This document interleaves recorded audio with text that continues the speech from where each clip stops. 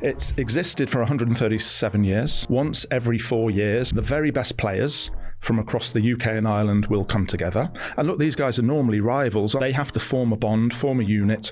They go to the other side of the world. They take on the best sides from in their own backyard.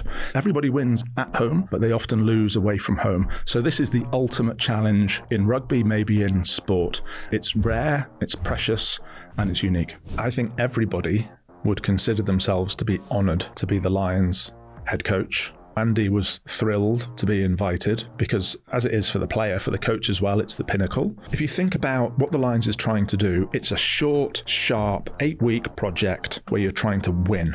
That is quite different to trying to develop a team that can win over and over again. Of course, you need the technical acumen, but more importantly than that, you needed to have this ability to unify this group of people in a really short period of time, get them to coalesce around a common purpose.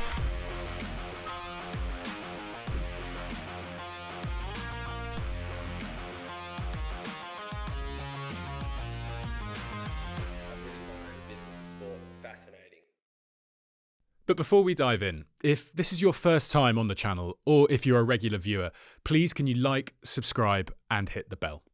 It allows us to keep delivering you amazing guests and, of course, create the best content. We thank you so much for your support, and time to get on with the show. Ben, thank you so much for joining us today. We've been so looking forward to having you in the studio. It's great to be here. Thank you for having me. Long in the making. Lions Tour this summer couldn't come at a better time for us to speak to you. What is it like right now in the build-up for you? It's busy. It's busy. And look, we said this off air, didn't we? No one's counting, but we've now got 65 days to go until we play our first game. So that's against Argentina in Dublin, in front of a packed crowd at the Aviva Stadium. So we can't wait for that. Because there's now only 65 days to go, there's lots of decisions that have to be made. So we're all kind of in the trenches, making decisions as quickly as we possibly can. But excitement is building. In fact, it's at kind of fever pitch. And our job now is to maintain that level as we go over the next 9 weeks until we have that game. And then we go down to Australia. What's the biggest decision that has not been made yet that needs to be made? Well, that's very easy. So that's who are the playing squad. And the good news, particularly for your listeners, is that the chief executive doesn't get heavily involved in that, right? We leave it to the head coach. But we announced our assistant coaches relatively recently, so about 2-3 weeks ago. And they got together the night before and they put together a list of people who could make the squad. And they got it down to 85. Now, typically a Lions squad is about 40. So that's their job now, is to get it down from 85 to 40, which means there will be 45 odd players who are absolutely good enough to make a Lions tour, but they're not selected. So that's the biggest decision. And by the way, we may come on to this later, but for the first time ever, we're announcing that squad. So it's on the 8th of May in front of a live audience. So we're doing that at the O2. It's a ticketed gig. We'll have around 3,000 fans coming along just to witness the squad being selected. Let's talk about that now, because it's perfectly timed off the back of the success of the Formula One. Should we say it was a car launch, wasn't it? Yes, it was. At the O2, yes. Which again created the most incredible entertainment product out of something which previously had just been pretty standard. Yes. How do you do that? Are you just getting the fans along? Do all the players? All the players obviously know, so they're in there. No, the players don't know, so they won't be there in person. So genuinely, the players find out when their name is read out. So historically, you'd be watching on Sky Sports, and someone would read out the name of the players, and that's when they find out whether they've been selected or not, right? So you then cut to the clubhouse of the player, wherever they are. They might be with their family, or they might be with their teammates, or what have you. And there's a bit of a pile-on, right? So you'll be at Gloucester, and whoever has been selected, there's cheers and so on. That's all absolutely authentic. So we have this idea that we want to bring the fans closer to that sort of action. So we want to put on this live event, but you've got to try and do that without allowing the players to know that they've been selected. So you still want to send the cameras to all of the different clubs and so forth, but you can't send the cameras to places that sort of give it up who's going to get selected. The only player that knows they've been selected is the captain, right? So he's the only player that will be there in person and be interviewed and so forth. And the rest of it will be a 2-hour show, lots of pundits and so on, commenting on who's been selected. Was there any way you could have got the players there and had the big, obviously, so the players know, the fans don't know. You make the announcement, they walk out on stage. I thought about that, but the reason why we didn't is because we really wanted to protect that authentic reaction that the player gets. When their name is read out for the very first time, they realise that they have achieved the pinnacle. they've achieved their ambition of being selected for a Lions tour, and you see a reaction that is incredibly raw. And I think that what we don't do enough of in sport, certainly in rugby, is show that really genuine, raw reaction that you get from a player when they've achieved their ultimate ambition. And we want to protect that. And you lose that by telling the player in advance that they've made it onto the squad.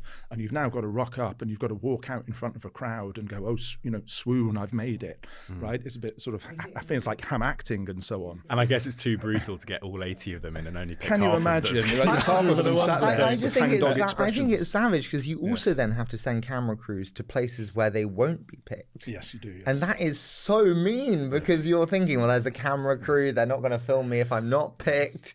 Have I made it? But can you imagine if they were sitting in the audience or on the tables or however you It's do a bit it tough, and they don't get it's a called bit up? tough. So the trick is, look, we're trying to make this something more akin. You mentioned the F1 event a couple of months ago, and NBA drafts, NFL drafts, and so on, because the level of interest that we see in squad announcement in terms of digital engagement, social following, etc., is absolutely off the charts.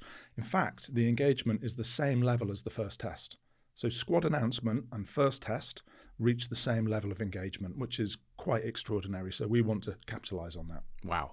For anyone, and let's go basic just because there may be people that don't know much about the Lions. Can you give the broader context of what the Lions actually is? It's existed for 137 years. So we were formed in 1888, once every 4 years for the men and once every 4 years now for the women.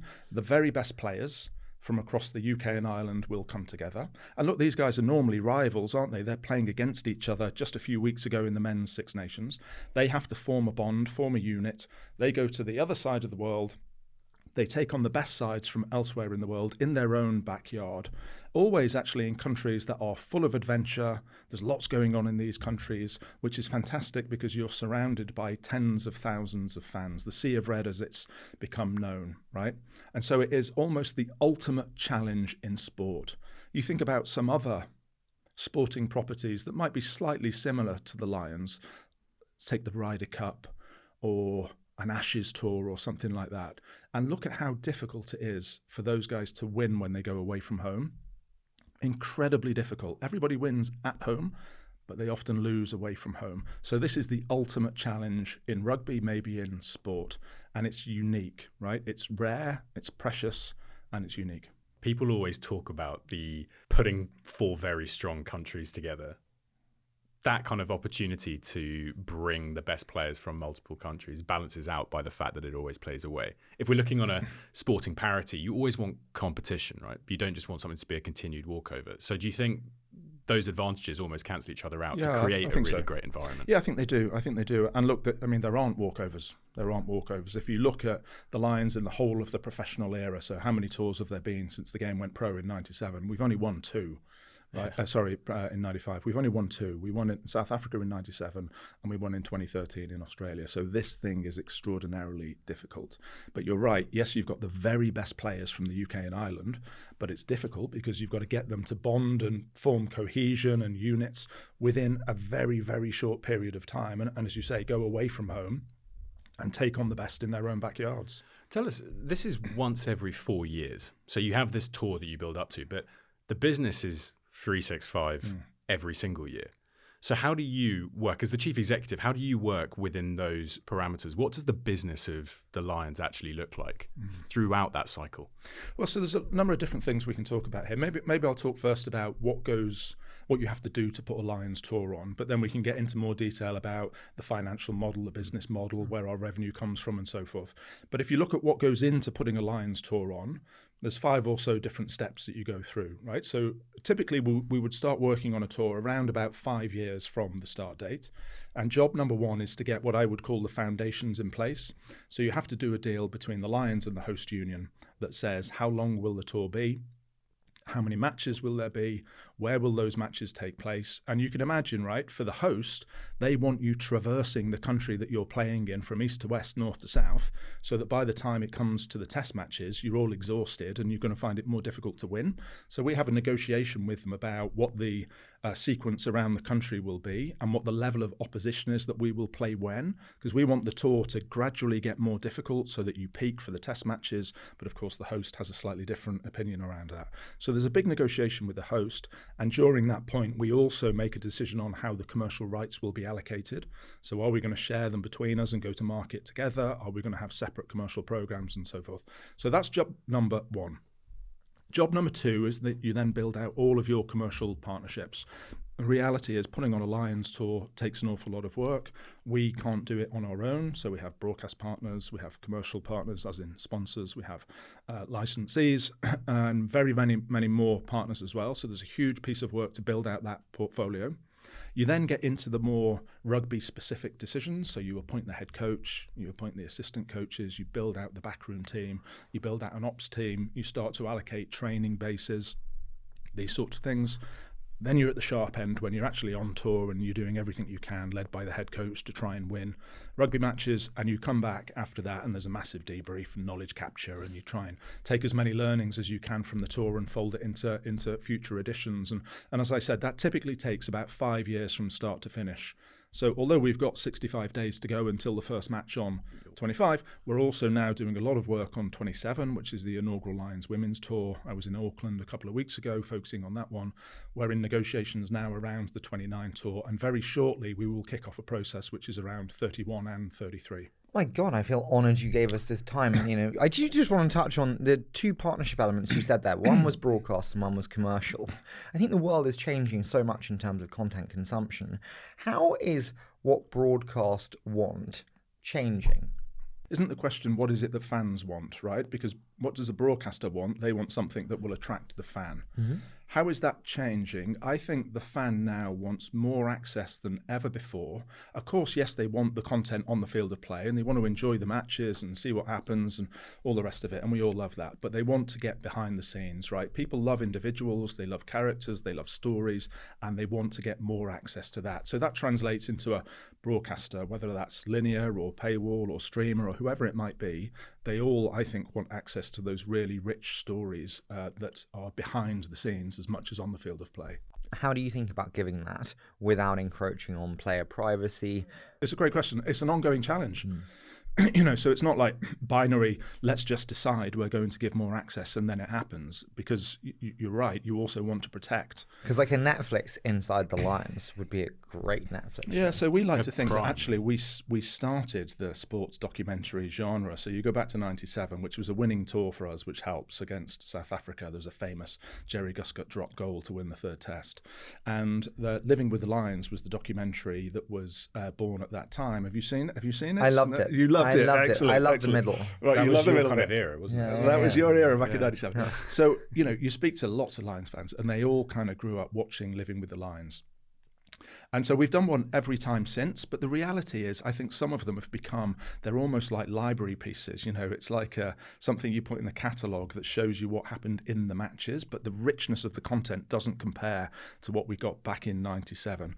And there's a couple of reasons for that. Yes, you understand why the performance team will want to protect certain things that they're saying, right? So the dressing room is considered, certainly by some people, to be hallowed turf, a place where you don't allow too much access. But that's actually where the fans really want to be. What we found is that a lot depends on the quality of the production team and the relationships that the production team have with the coaches and the players. So if you send somebody in, it's human nature, isn't it? You're a player, you're a coach. Somebody comes in with a crew and puts a camera in your face. You are going to tense up. Most people, anyway, are going to tense up. But if you can build a trusting relationship with the crew, and not everybody is able to do that, but if you can build a trusting relationship, as a crew with the players and the coaches, it becomes much more fly on the wall. So making sure you've got enough access, enough time to build relationships, to demonstrate to the players and to the coaches and the rest of the staff that you're not actually there to try and stitch anybody up. You're just there to help tell a story. I think you then get much richer content. And you've seen in the past, there will be lots of different production crews that come into a camp on something like a Lions tour, because you've got the documentary makers, you've got the broadcasters, you've got commercial partners who all want their content. So you end up with a different crew coming in, every 2 days and speaking with the players. That's not conducive to developing trust and the rich content that comes. So we're trying to really rationalize that and have one crew that does everything on behalf of the whole portfolio of partners. Does Living with the Lions make money? Living with the Lions, it may make a small amount. I mean, we're going back lots of years, so it's not as if that's not churning out royalties that will make a significant difference to our P&L. Yeah. Because I was going to ask, let's go back to that beginning of the 5-year cycle when you're making those plans.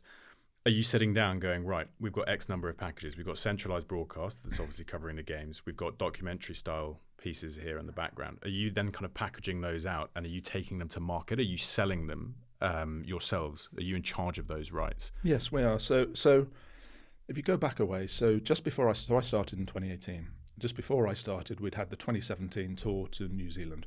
And the way that the commercial rights were organised before I started was very different to how they're organised now. So previously, we had a long-term agreement that covered 3 tours, 9, 13 and 17. That agreement carved up the commercial rights between the Lions and the host, obviously 2 sides competing in each one of these events. And that agreement, I think, allocated a very small set of assets to the Lions relative to the host. So if you look at the enterprise value of the tour, the Lions back in 17 would have taken about 14% of the overall profit, and the host, New Zealand Rugby, took about 86. What? Right? Point number 1. Point number 2, there was no relationship between the 2 commercial programs. So the deal allocated a set of rights to the Lions and a set of rights to New Zealand Rugby in this example. They weren't joined up, and so we would go to market separately. Now, if you think about this, the Lions and the All Blacks, 2 similar properties, both very premium in the rugby space. So there's not much to distinguish one from the other. You're actually competing in the same event, so there's even less to distinguish one from the other. So how do you try and create some sort of USP? Well, you end up competing on price. You're speaking to the same brands about being, for example, on the front of your jersey, and you can win that deal by undercutting the other. So you end up in a race to the bottom, right? So because you're competing on the field of play, of course, and that should remain, but because you're competing off the field of play, you create this deflationary pressure in the market, which wasn't sensible. So when I came in, the decision was we wouldn't re-sign a long-term agreement because I didn't think the share of the enterprise value that came to the Lions was right relative to the host, number 1. And number 2, we had to get rid of this situation where we were competing off the field of play. So what we decided to do is to create a joint venture model into which we vest, not quite all, but the majority of our commercial rights. And we now go to market on a consolidated basis. So if you're a brand, let's just stick to sponsorship as the example. If you're a brand, if you want to, you could be on the front of the Lions jersey, you could be on the front of the host jersey, you could have series title rights, so you can get your arms around the whole thing. It's now a much less cluttered environment as well, because you don't have brands from the same sector competing against each other for access to the different brands. It's a much cleaner environment for our partners to activate in. And because we've got rid of that deflationary pressure and we've created a cleaner environment, you can command a premium price point. Right, so they're the big changes that we've made at 17 to now. That's quite interesting because when you're competing against Australia, New Zealand, South Africa, they're competing in their standard tops. It can be QMB or Qantas or whatever it is sponsoring Australia, as they would do throughout the rest of the 4-year cycle. This is a completely different asset. Yes. This isn't England, Scotland, Wales, or Ireland. So you're selling something kind of fresh and new, while theirs is a continuation, I'd imagine, where their partners are just getting extended value from participating in Lions. So how does that fall into the joint venture as well? Yes, how do you carve that up? Yeah, it does. So sometimes it's a continuation. Sometimes deals will end just before a Lions tour, and theoretically you could do a deal with somebody as the host that lasts just for the Lions tour, and then you revert to somebody else post-tour. But of course you don't want that to happen, because the Lions is a really rich part of the package that you're offering to a brand as the host, and you would want to use the Lions tour to create an uplift in value for the longer term. But the deals that are done for both the Lions and the host all go into the joint venture. So whether that's if that was a tour-only deal on behalf of the host, that would go into the joint venture. If it was a longer-term deal, there would be an allocation, which is for the period of the Lions tour and beyond, right? It starts before the Lions tour and ends after the Lions tour. That all goes into the joint venture pot as well. 86-14. I was like visibly in pain. You were. Like, what does that look like in the JV then? It's 50-50? So it's not quite, but we would be between 40 and 45 now for Lions. Wow. Was that difficult to get them to move to that position, given their dominance in the prior agreement? Well, it's a very sensible conversation, right, which was around, look, if we can get rid of this competition off-field where we're creating deflationary pressure, we're commanding a premium price point, so we're growing the pie overall. right? We can get a larger share of that pie whilst protecting your absolute value as the host. Right, and so that gave us the ability to move. In reality, actually, the host does better now than they did then because we've grown things quite significantly. So profit is 3 times greater now than it was, or the next biggest profit on any Lions tour, for example. So the pie has grown significantly. What is the total value of that pie? It's a good question. So it's in the hundreds of millions, but the total value depends on things like the price point for tickets and so forth. And we don't set all of that. So we're always working on sort of broad estimations. But it's a couple of 100 million. Yeah, yes. Okay, it's a lot. And the commercial partners that you have and that you bring in, what is it that you think they buy into here that makes it such a unique proposition in such a competitive, saturated sports sponsorship market? There is definitely something just about what the Lions stands for, what it represents, and so on. So these are all the points that we made earlier on about the Lions being unique. And there's things like, you look at what's the most hotly anticipated event in the year of a Lions tour. It is the Lions tour. What is one of the UK's most loved sporting organisations? It is the Lions, and there's lots of reasons for that we can get into. You look at the demographic, it's an affluent demographic that has a really high propensity to spend. So you look at the number of our fans that have purchased sponsor product, and it's up at about 65%, right? If you've got 15 million fans, that's a lot of people for a commercial partner who you can potentially encourage to become your customers. But when we're having a conversation with a brand, it's mainly based on what is it that you, organisation X or Y, are trying to achieve. And then we can have a look at what are the assets that we've got that can help you achieve that. So gone are the days, and maybe it used to happen a bit more like this, where you'd rock up with a sort of menu and you can have set menu A, set menu B, and this is the price point. It doesn't really work like that. It's more, what is it that you're trying to achieve? And then let's look at the assets that we have available to us and see if we can craft a package that helps deliver a return on your investment. I'd imagine it's a highly competitive environment to win that kind of sponsorship. Do you look for more than just who pays the most as you go through these cycles? Yeah, and how do they add the additional value? It's definitely not just based on price. I mean, there are multiple deals available to people on potentially much higher price points. Now, of course, price is always a consideration, but we want to partner with brands that have a shared set of values to ours. And you look at someone like Howden, it's a wonderful success story. I don't know how much you know about them, but started by David Howden, the founder, who is an extraordinary individual. He's got more energy, I think, than anybody I've ever met. Started it 30 years ago, him and 2 pals, so there were 3 of them, and his dog called Flight. And even now in his office, there's a bust, like a statue of his dog, Flight. And he's now grown it, so he's got 20,000 employees, revenue in the billions and so on. So it's a great British success story. Now, we're the British and Irish Lions, of course, but there's a resonance between David and what he's achieved and what we, the Lions, are all about. And so that sense of alignment around values, etc., has to be there. We also, though, want to work with brands that will activate. Right, we don't have significant marketing budgets. It's one of the things I would most like to change about the Lions, and I think it's true for sport in general, is the amount of investment you put into things like marketing. So partners really help us tell our story, and Howden are committed to helping do that. And then if you flip it and say, right, well, what's in it for Howden, as well as the sort of intangible association with an organisation like the Lions, there is definitely a piece for them which is about awareness, which is, I guess, typically what people wanted historically from these sorts of partnerships. There aren't as many people that know about Howden as there should be. So having the awareness through the front of jersey and the other assets that they've got will help, I think, get them more exposure. But really, it's about access to our community of fans, right? So we have a number of fans on our database. We know a lot of information about those fans. The database gets bigger. It gets richer month after month, year after year.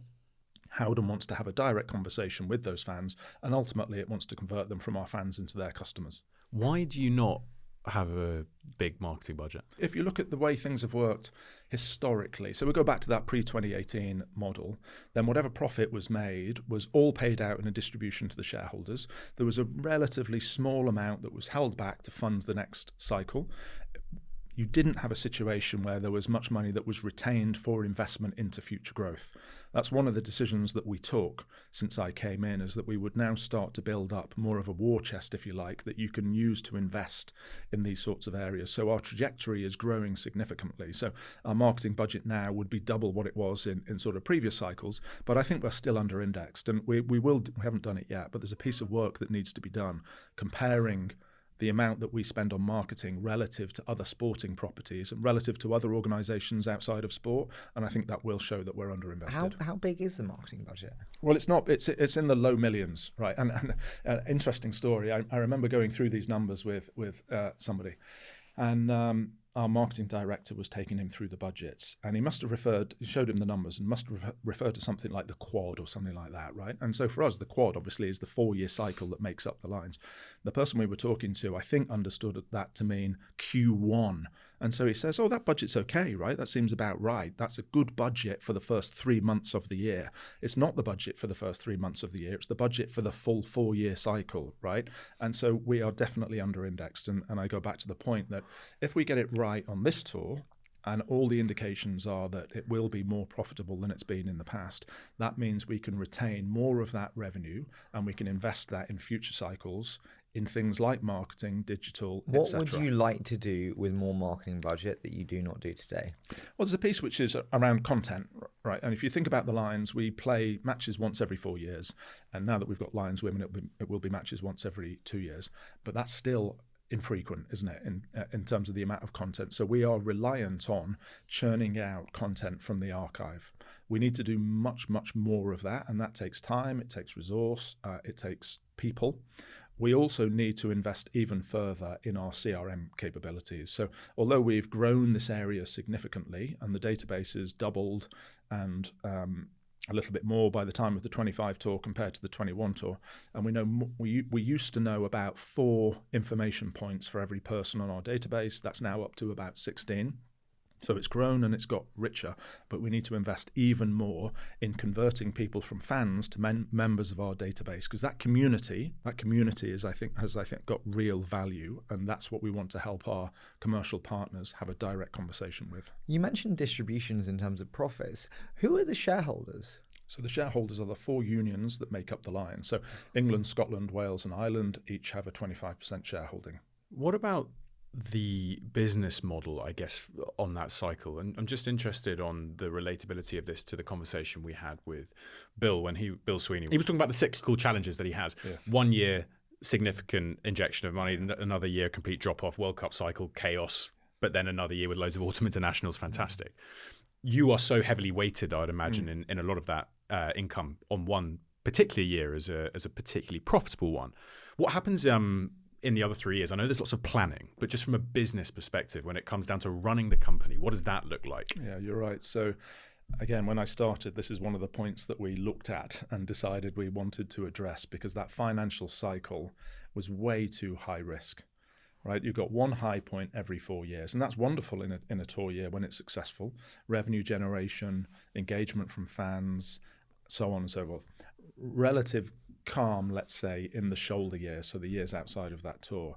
Now, it only takes something like a pandemic, and you soon realize that risk profile is completely out of whack. That spike that you have in tour year is slashed in half, cost base remains where it was, and you're looking at a very difficult financial position. So there's a couple of things that we try to do to address that. Number one, I don't really like the phrase always on, but you'll know what I mean by that. We try to extend the life of the Lions Tour. So the Lions Tour, although it lasts for 6 weeks in Australia, the deals that we do with our commercial partners are typically 2 years in length, and we're trying to commercialise that relationship for the full 2-year period. And we do that in a number of different ways. But if you look at, let's say, the last 18 months or so, slightly more. So we start with the announcement of the head coach, Andy Farrell, which happened in January of last year. We then, about a year to go, you've got fixture list announcements, ticket sales. You then, after that, have the unveiling of your jersey. You're then announcing your assistant coaches. So there's lots of these different set pieces that we put in place. You want to create these moments Absolutely. of magic. Set pieces, moments of magic for an extended period of time. And then you make sure that the deals that you do recognize that there is value for the brands that you're partnering with in those periods outside of the 6 weeks. So that's number one. Number two, though, was the introduction of the Lions Women's Tour. Now, we did this for a whole host of different reasons, principally driven by the fact that we thought it was the right thing to do, to give these wonderful female athletes the opportunity to pull on the red jersey. But at the same time, we're trying to create a second high point in our 4-year cycle, a second revenue generating opportunity. So we're not just reliant on this once every 4 years situation. You have more of a suspension bridge. And look, of course, for you, this is magic. You've just doubled exposure. It doubled exposure. And look, the reality is, will the Lions Women's Tour be profitable? Yes, it will, even in its first iteration, which is something we're pretty encouraged by. Wow. Will it be as big as the men's in terms of financial return? Not in iteration 1, but the job for us is to invest over a period of time and grow it so that we become reliant on 2 peaks and not 1. Tell us a little bit about the implementation of that women's tour then, the business model. You just mentioned before we came on some incredible statistics around the success even before it started of this as a business. When we sit in these chairs, quite often the business of women's sport is the challenge for a lot of the people running organisations. They are supported by the men's team and they have to require investment, taking money away from the bottom line of the men's organisations to get them off the ground. But I'm interested here. I think it could be slightly different. Can you tell us a little bit about this? So yes, it will be different. The first Lions Women's Tour will be profitable, which is a great position to be in. If I go back over the process that we've run, so it's about a 4-year process to go from starting to think about the Lions Women's Tour to actually announcing it also in January of last year. We did a feasibility study that looked at the economics of the tour and made predictions about the revenue that we would generate, that also looked at, is there space in the calendar and so on? Can you actually make it happen without cannibalizing other events that happen in the rugby space or overlapping with other set piece events in different sports and so on. Feasibility study concluded that yes, it could at least wash its face, if not make a profit. Good news is the deals that we've done since then have all been much higher than was anticipated at feasibility stage. So it's more profitable than we first envisaged, which is excellent. Next stage for us was then to go effectively to World Rugby and try to get access to some calendar real estate, because you need to have a slot in the calendar that is carved out specifically for you. So that was a big piece of work that involved us liaising with every different union and league and club and so on. Good news is they are all very supportive, so we were able to get that calendar real estate. Calendar, I love that. A calendar real estate. Calendar real estate. And then we ran a bid process, I guess, to try and find out who is the right host. And our view for the Lions Women's team is that it doesn't have to follow the same model as the men. This is really important, right? So there are certain things that have to be the same as the men, and they are things like it's the best of the best. So it's merit-based selection. There's no quota system that says you need 10 from England, Scotland, Wales and Ireland or anything like this. We have to play against the best in the world from elsewhere, and again in countries that are really interesting and exciting for the travelling fans.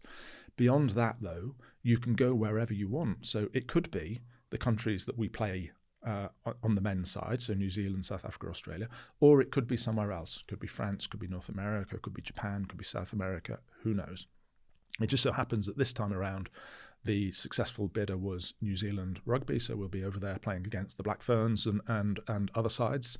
And I think that makes perfect sense. Right now they are back-to-back world champions. It's another Women's World Cup later this year, so who knows what the situation will be by the time that is finished. But it's the best against the best, and I think that's part of the reason why we are seeing the deals that we're doing are coming in at values, like I said, that are higher than was anticipated at feasibility stage. But you said that the shirt sponsor for the women's this time was as much as the men's in 21. More than.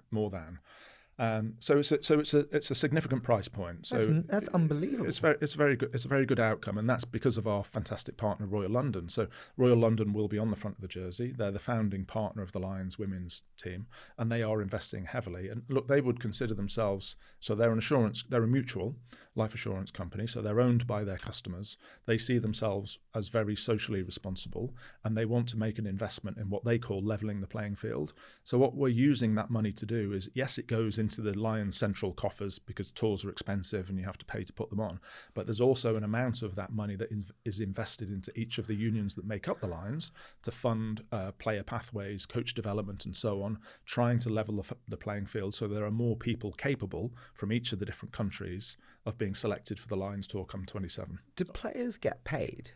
Yes, of course. Yes, they do. Absolutely, they do. Yes. How much does a player get paid? So it depends. Actually, again, this is a change that we've made recently. So every player gets paid exactly the same. Right? It doesn't matter whether you play all games on tour or no games on tour. If you're on the tour, you get paid the same, whoever you are. No different whether you play a test match or you don't. Right. In the past, it was a flat fee. So there was just a sort of an amount that went from the Lions to the player. We also paid an amount to the club who owns the contract to the player for player release, right? Now, again, go back to how we've changed the model. My view was that was a little bit transactional, certainly in relation to our relationship with the club, slightly less so the players. We were trying to secure player release, but we'd often be in an arm wrestle with the clubs about how long we can get the players for. And I think we maybe lost sight, this is in the past, of the importance of the clubs, given that they have invested significant sums, time, energy, resource into developing the players. So we've completely changed the model, and it's now all based on partnership. So we have a partnership with our 4 shareholder unions, clearly, and they get paid a dividend post-tour. We also now have a very similar relationship with the leagues and the clubs who own the contracts to the players and the players themselves. So everybody gets paid according to profit share, right? And the idea is that every part of the professional ecosystem is now incentivized to support the Lions Tour. And I think an example of how that's been useful is, number one, we are now in partnership. We're all in partnership, and we're all working together, I think, more effectively than has been the case in the past.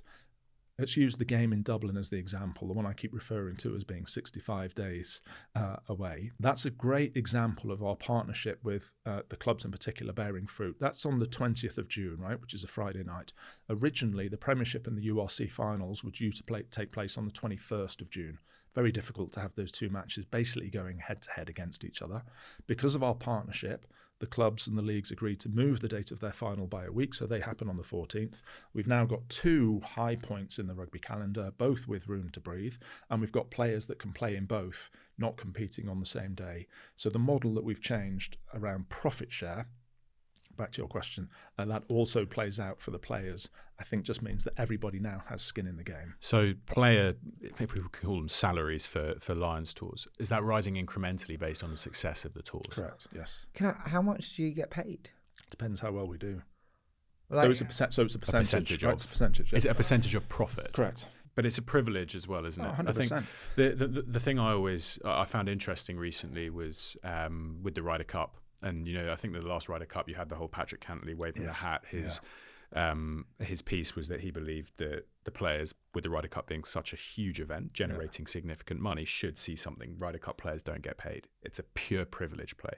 And it's an interesting thing in sport, isn't it? When you have these things that are so prestigious and hallowed, how does the balance fit between we're just lucky to be here versus we're still playing the part in creating? There's a difference, I think, between a Lions Tour and a Ryder Cup. So the sort of more philosophical standpoint is the same. So it's the absolute privilege to be selected.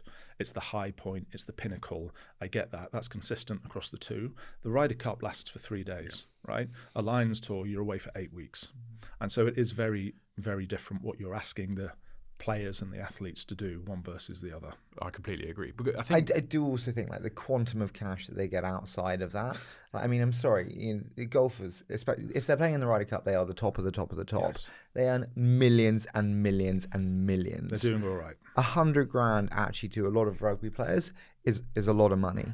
A couple of 100K to a golfer. To be clear though, and I haven't had this conversation with them directly, but would the players do it for nothing? I mean, it's an interesting question. I suspect they would, And we had Sam Warburton on this show, literally, and then Sam Warburton, for all of his success as Wales captain and everything, he's written about it in his book. So I'm not saying, that to him, the Lions jersey that he had when he was a kid, that is the absolute pinnacle. He would have played for free. Yes, I've no doubt about that, and I reckon I can be confident enough in stating but also because their enterprise value as a player would go up if they played, because of the exposure, because of the game time, the sponsors that come from it personally. 100%. But just because he would, it doesn't mean he should. It doesn't mean he should. Absolutely, and that's the view that we take. Is we want to make sure that everybody is incentivized to get behind the Lions financially, as well as for the other reasons that we've discussed. And particularly to Harry's point, look at the broader economics of the sport. It's a really important opportunity and earning opportunity for players that aren't on the lucrative contract scene in other sports. I think this is a really great time to talk about that kind of business of performance of the Lions, which is what makes it also so incredible, such an incredible entity. Can we start with the coach? You mentioned Andy Farrell's selection. How do you select the coach for a Lions tour? So let's talk about the process that we went through this time around. So we brought together a group of people. So I chaired a panel, and on that panel was Ian Evans. So he's our chairman, 3-time tourist with the Lions. twice successful, in fact. We had Nigel Redman from England, who toured with the Lions in '97, lots of experience of appointing head coaches in different sports.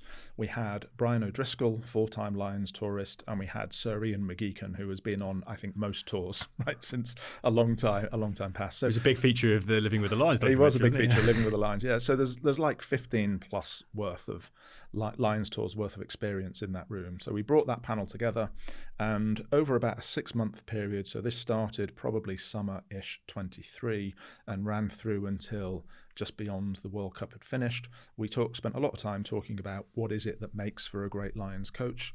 And there were two things that we thought about. One is, of course, you need the technical and the sort of tactical acumen to be the head coach, but more importantly than that, you needed to have this ability to unify this group of people in a really short period of time, get them to coalesce around a common purpose.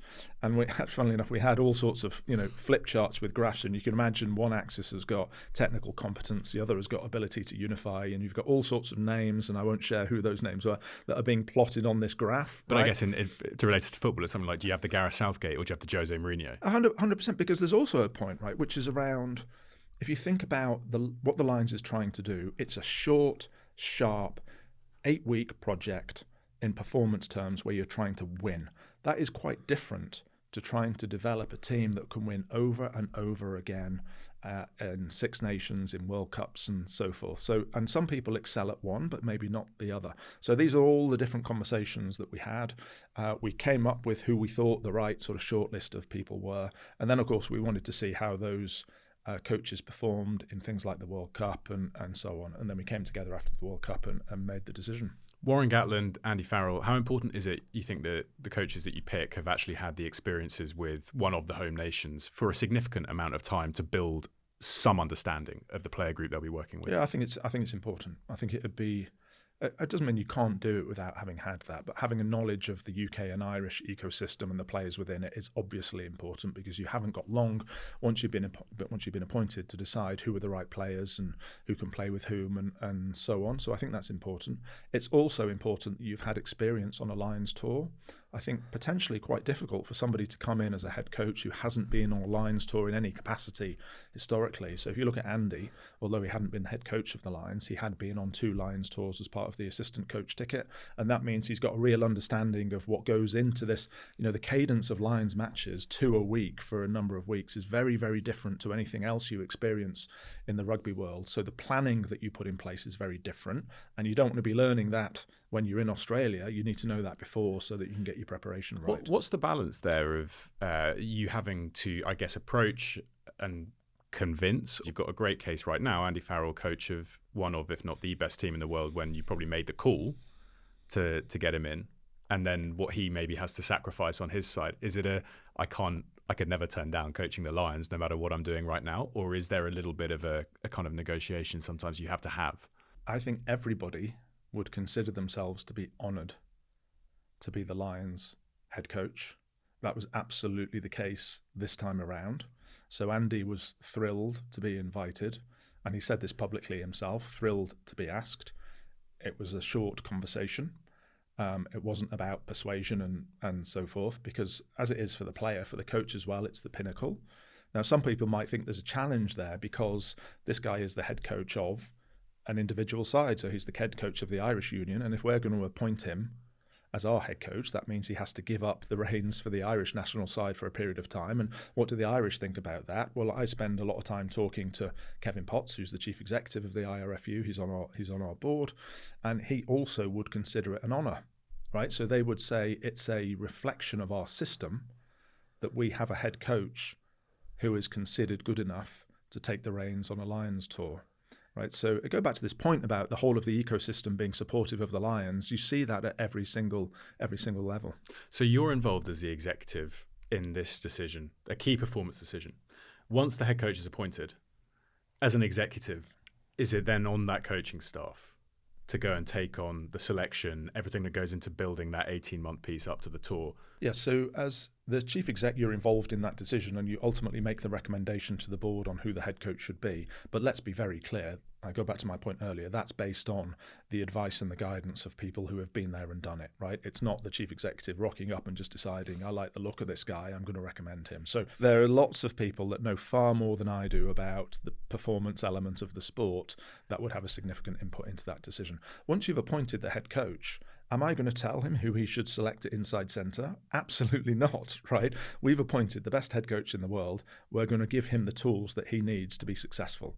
So he and I would speak regularly. We meet up every couple of weeks or so. We probably speak every week, sometimes a couple of times a week. And he will talk to me about what he wants to do.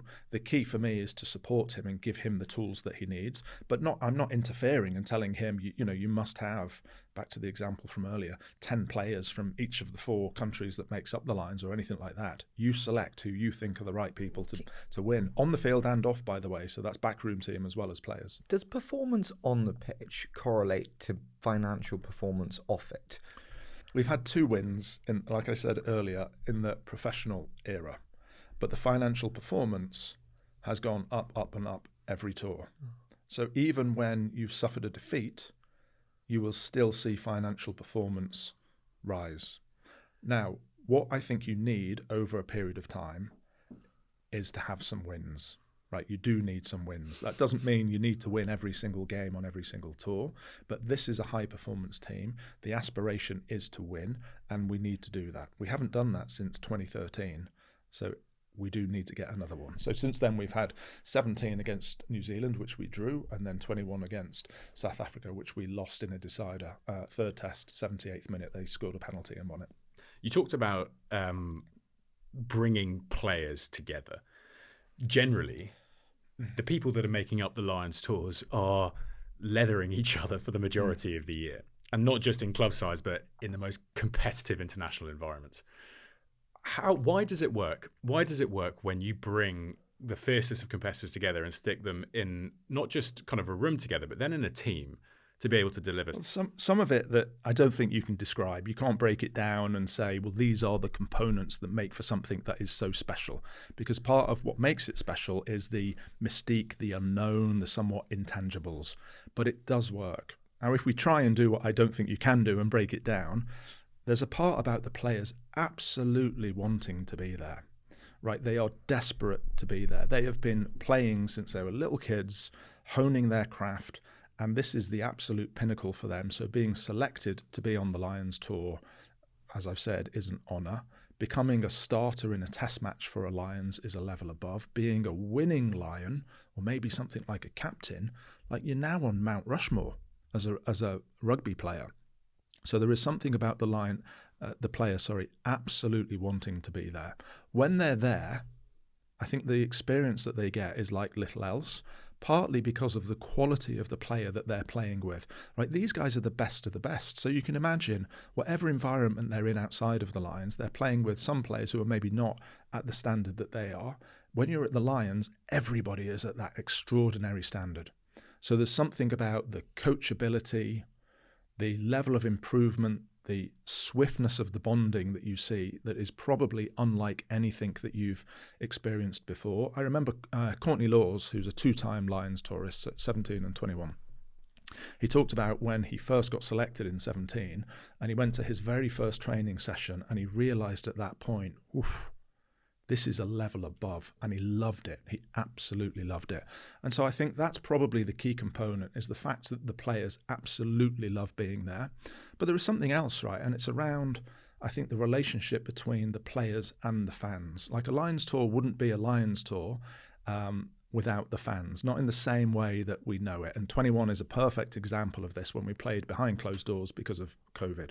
You are surrounded by tens of thousands of supporters, but on the other side of the world. And that in itself is quite interesting. Like, what else in the world takes tens of thousands of people from one side of the globe to the other? So it's like a home environment, but you're away from home.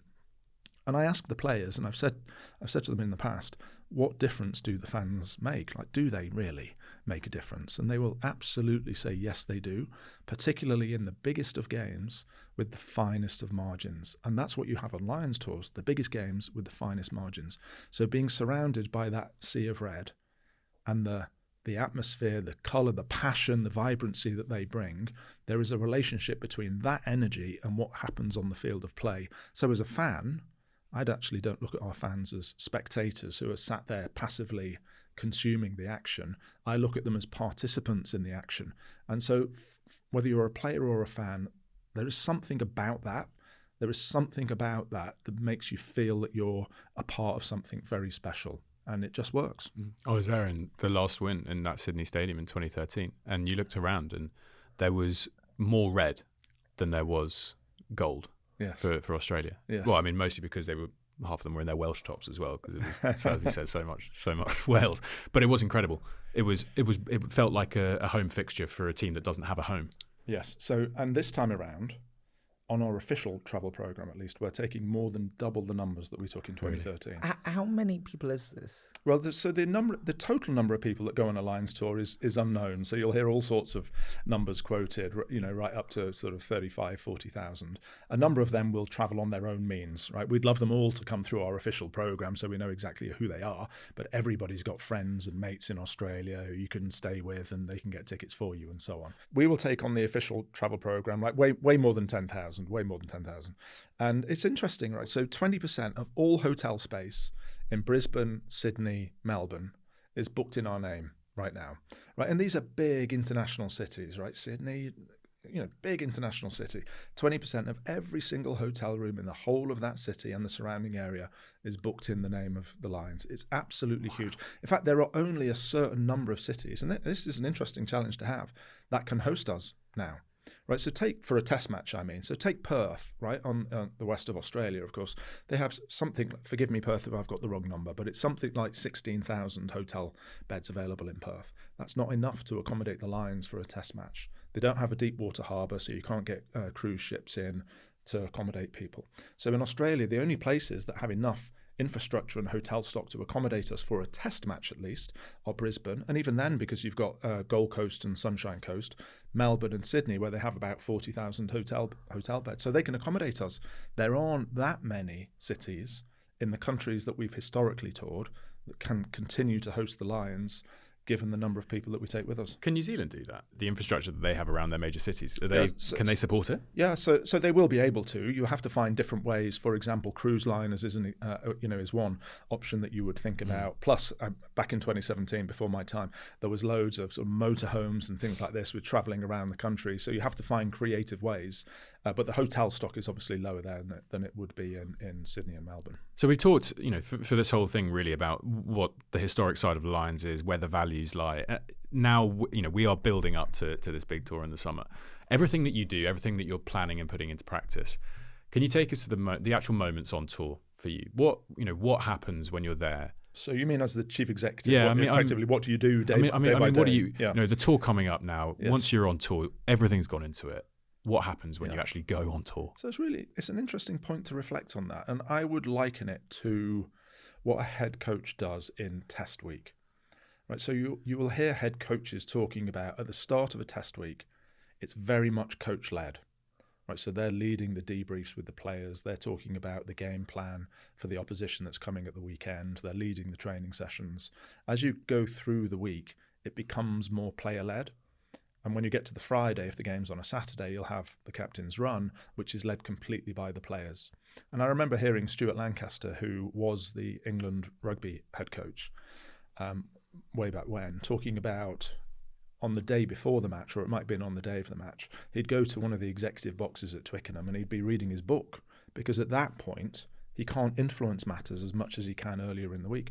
It's similar actually for the chief executive, but over the 4-year cycle. So for the first 3.5 years of that 4-year cycle, you are absolutely across everything that happens sort of day by day, minute by minute. For the final 6 months or so, and of course including the tour, you've appointed a bunch of people like Andy and all of his assistant coaches and the backroom team on the performance side, and we have similar people working on the commercial side and the corporate side, and they are there to do their jobs. Like we said before, I'm not selecting anyone for inside centre or anything like this. You leave that to the people that you've appointed. So what I would do on a typical tour, of course you're around and you're showing support for everyone, and there will be people that you need to speak to, and there will be issues that you need to unblock, and you try to make sure that the overall unit is aligned and operating effectively together. There's a piece which is about, I guess you might call it incident management. So lots of major events have situations that occur, whether it's, we've seen in the past, well, things like pandemics, obviously, an extreme example, typhoons, hurricanes, matches get postponed. And as the person who is ultimately accountable for the tour, then I need to be on the ground and dealing with those situations as they emerge. You hope there are none of them, and touch wood there won't be, but there may be. And of course, in South Africa 4 years ago, the whole thing was about incident management, crisis management, in fact, from minute one right through to the final whistle of the third test. Beyond that, there's a lot of stakeholder engagement. So we have a huge portfolio of commercial partners and other supporters, whether they're rugby ecosystem partners, government supporters, local and international, who will be on tour trying to make sure that they're getting out of that tour what they want. And I will be spending a lot of time engaging with that stakeholder group. And then there is a piece which is about cracking on with the day job. So although there's a tour happening in Australia, there is a Lions Women's Tour happening 2 years down the track, and then there's another men's tour happening 2 years beyond that. So given proximity to New Zealand, we'll also spend a period of time with New Zealand Rugby when we're down in Australia, focusing our plans for those next 2 tours.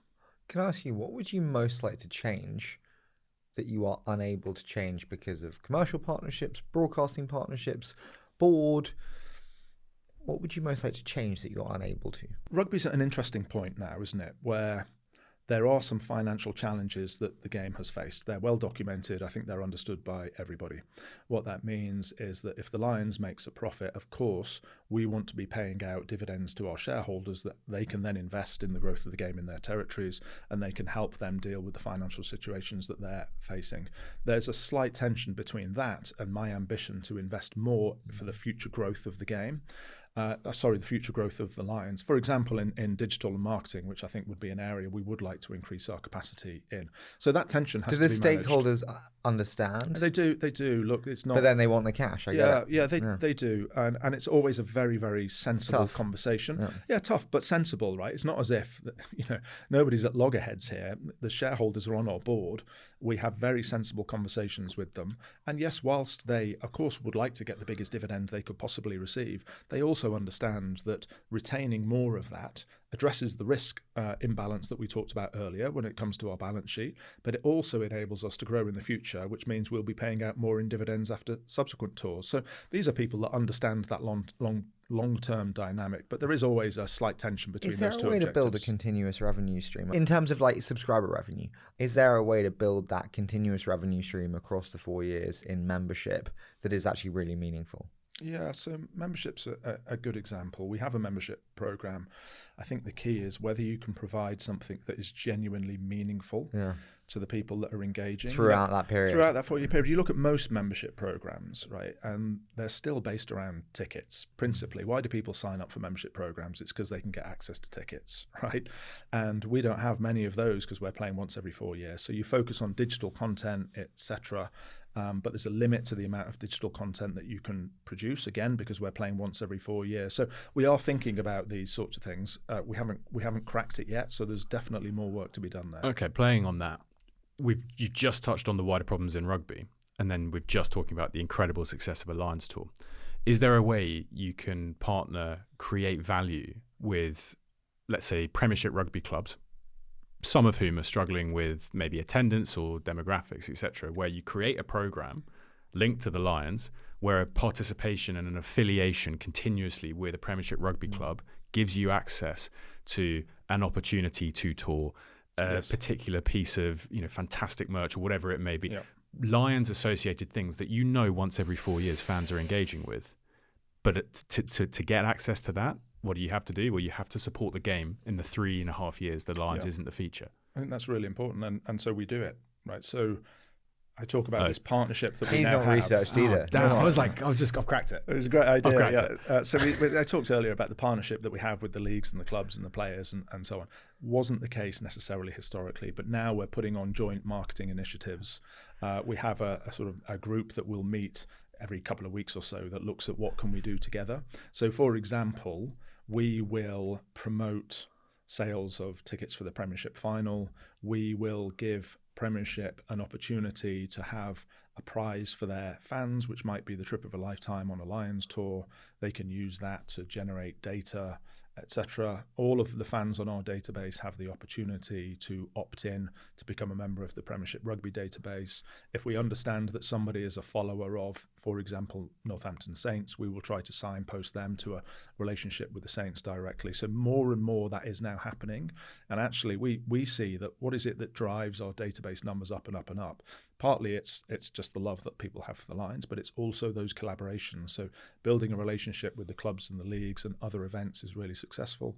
But we do it broader than those clubs. Of course, we do it with our shareholder unions and with Six Nations and with World Rugby, but we're also doing things with NFL, with Wimbledon and various others besides. And those collaborations are really meaningful. Would the Lions ever do North America? So that we did a piece of work relatively recently where we were asking, what does the future look like for the Lions, right? In other words, will we continue to do the same thing forevermore? And our conclusion was that the Lions is what it is because of what it's done over 137 years. You've got to be very careful about changes that you make. You can't just rip up the blueprint and say a week on Tuesday we're off to North America because we all love the idea of the revenue that we could generate in the States. Yeah, right. Exactly, right. Maybe not the idea. So we decided that Hello, Jeddah. what is it that we want to do?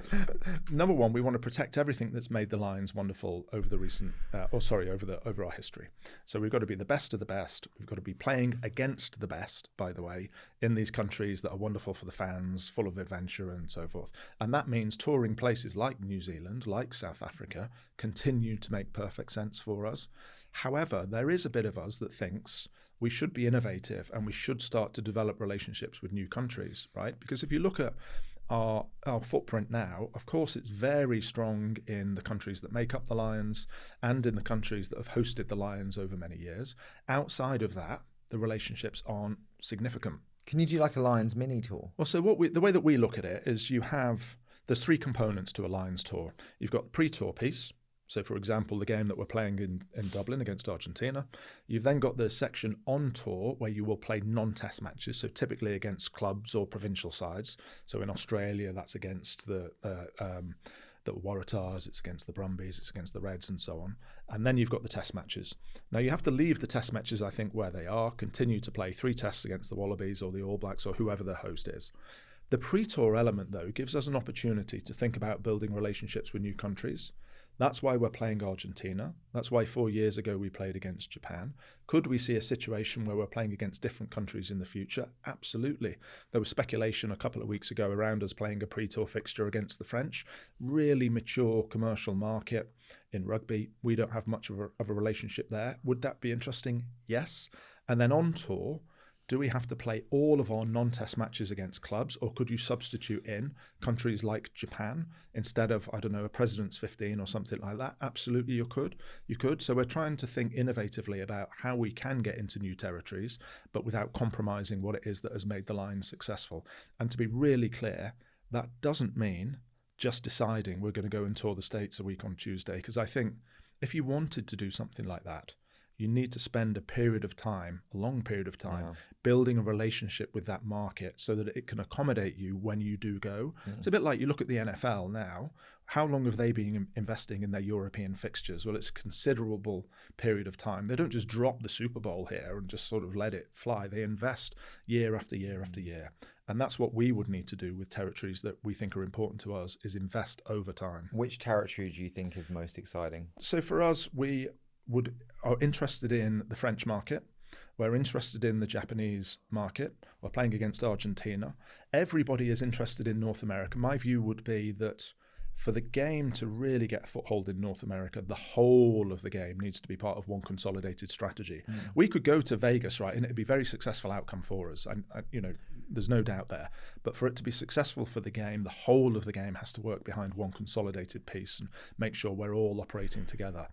I think for us, the Lions, it's really important that you don't ignore mature markets. Right? Yes, there are potential markets out there in the world that we could go and build relationships with, but right now there are really mature markets that we don't have relationships with. So let's start by building relationships there before you go to the next stage. Sorry, the only bit I was going to... Competition, again, drives your value, right? If the team you're playing against isn't at the level where the Lions is like such a strong entity, you're putting 4 world-class teams together. If you go out to the US and you know, with all due respect, you know, their test team is not competitive against a Lions team, an individual's team, let's say, if they were playing a series, let alone a Lions team, then the product suffers. And so you can't compromise that product. No, you can't. And that's why we have to be best of best versus the best from elsewhere in the world. It's got to be competitive. It has to be competitive. Yeah. Can I ask you, we've seen quite a few people not take betting sponsors. Do you take that stance? So we don't have a policy position actually on any partners. We would consider all partners on a case-by-case basis. We don't currently have a betting partner, by the way, but there's not a policy position that says we would refuse to do that. We would take a view if a deal is put to us. My view would be that you've got to be a little bit careful where you kind of draw that ethical line, because it's a bit arbitrary sometimes, isn't it, right? What one person's judgment is very different to another. And that's why we don't have these policy positions that just say, that's a Rubicon we're not going to cross, because that's a difficult judgment to make. So we take a choice, deal by deal, brand by brand, organisation by organisation. Should we do a quick fire? Go for it. Okay, I want to start with, what sponsor do you not have that you'd love to have? I'm really impressed with the England Rugby Apple deal. That's really interesting. Why? Well, because I think a technology partner like that would be a great one for the Lions. I think if you look at us, whether it's content, whether it's analysis on performance front and so forth, I think there's lots of value that you can get in that sort of a partnership. Non-rugby, what's the best part of being on tour? It is an incredible experience. You think about, I mean, we're all fans at heart, right? And it's a real privilege to be running this from a business standpoint. But I would be supporting this Lions team, whether I was the chief executive or not, and being in the centre and being able to enjoy the highs and experience the lows. It gets under the skin, and being involved in something that you are passionate about is a privilege. I don't know how to quite phrase this. As like a finance investor for a living, I'm like, God, it's a shame private equity doesn't come in and pump you with money and build like a much, much broader product set here and really put you on supercharge. How do you feel about that? So this is a quick fire round. That's quite a big question. Well, yeah. So how do I feel about that? The quick fire. So my view would be just because if you really got CVC pump you with cash, your marketing budgets go through the roof. You can hire amazing digital data AI teams. The key for me is if you want to build a relationship with some sort of equity provider, whether it's PE or VC or you could go for debt finance or whatever it might be, you want a patient long-term partner who is in it for the right length of time, right? Because, exit is always going to be interesting for those organizations that have taken PE investment. We are not against those sorts of relationships because, as you say, it gives you the capital, the wherewithal to be able to invest in the way that I've described. The key is getting the right partner who is long-term and patient. Your challenge is always going to be calendar as well, right? Because of what it takes to get access to the players, because of what it takes to plan a tour, because you're not playing at home. The development of your product is so difficult if you're going to maintain a relationship with the other organizations that own your key assets. It's also part of the beauty of it, though, isn't it? Because what's rare is precious, right? So the scarcity brings its own value. I'm just intrigued about how would you value the Lions today? I mean, well, it's got massive brand value and it's got a really good business behind it, right? By the looks of it. You've mentioned profit more times than anyone that's ever sat in this studio. It's not a word we hear very often. So if you're taking that into a conversation on a deal, that's appealing. I think you're right. Scarcity of this product. We now, in sport in particular, we're always lulled into this, value is more. And the reason the NFL is still able to do what it does is 17, 18 games a season, right? Exactly right. Being able to drive that is so great. And the Lions is the quintessential rugby product that does just that. So If I think it would be interesting. If you didn't have this job in rugby, what's the other job that you think would be amazing to have? I'm one of those people. So I did play rugby and it was my sport growing up, although obviously nowhere near Lions standard. Otherwise, I'd be on the field rather than off the field. But I'm also kind of a mass participant. So I'm one of those people. How do I decompress outside of rugby? Well, I do it by watching other sports, right? And so, football, cricket, golf, these are all fantastic events that I engage in. I was there like everybody watching Rory at the Masters at the weekend. I think about Ashes tours, I think about Ryder Cups, I think about football World Cups, men and women and so on. There are lots of opportunities for people in this industry, and it's a great place to be. Do you think rugby should be an Olympic sport? Sevens is, obviously. Yeah. I think for sevens, it's a pinnacle, right? So for me, my thing, and completely personal, but it's always the Olympics, you want to be the pinnacle or as close to the pinnacle, so that the value is retained in the quality of participating. And I think for sevens, sevens, I think it is. I don't think you could ever have 15s on the Olympic program. You just couldn't, for a start, you couldn't fit the matches in. But for sevens, I think it is the pinnacle, and it's also a great way of unlocking investment from from national Olympic committees around the world. So it helps grow the game and get more people involved at a very accessible level. And it's good because product rugby is still represented. Exactly right. But it's represented in the part of the game which is requiring that exposure. Exactly, yes. And you see, Fiji gold medal also, I think back in 2016, wasn't it? So you're seeing different countries get to the absolute top in the sevens format of the game, which is great. We've loved it so much having you in today. Long time in the making, well worth it. Very excited for the summer. Thank you for joining us. Thank you for having me.